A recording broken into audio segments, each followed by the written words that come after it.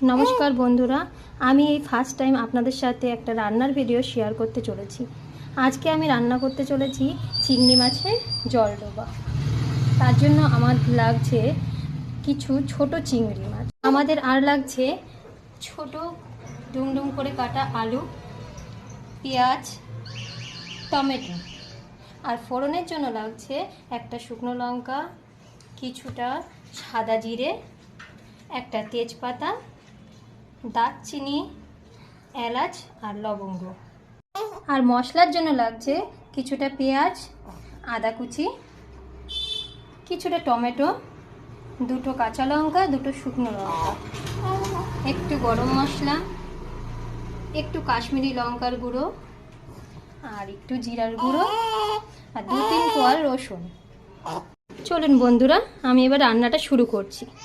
তো বন্ধুরা, জলডোবা চিংড়ি মাছের জলডোবা করার জন্য আমাদের ফার্স্টেই এই চিংড়িগুলো পেস্ট করে নিতে হবে, আর এই মশলাগুলোকে বেটে নিতে হবে।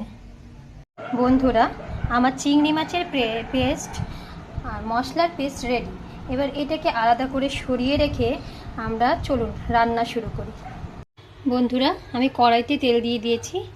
তেলটা একটু গরম হয়ে আসলে আমরা একটা তেজপাতা, একটা শুকনো লঙ্কা, একটু সাদা জিরে, গোটা গরম মশলাটা দিয়ে দেব। এবার একে একে আলু,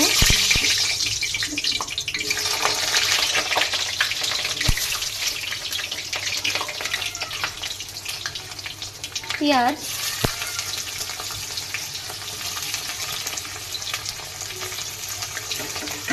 আর টমেটো কুচি দিয়ে দেবো।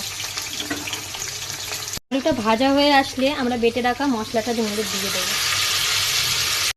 সাথে পরিমাণ মতো হলুদ। মশলাটা কষে আসলে আমরা দিয়ে দেবো পরিমাণ মতন জল। তো বন্ধুরা, ঝোলটা ফুটে আসলে গ্যাসের ফ্লেম লো করে দিতে হবে। এবার আমরা একে একে চিংড়ি মাছের পেস্ট করাটা হালকা হাতে গোল গোল করে ঝোলে দিয়ে দেব।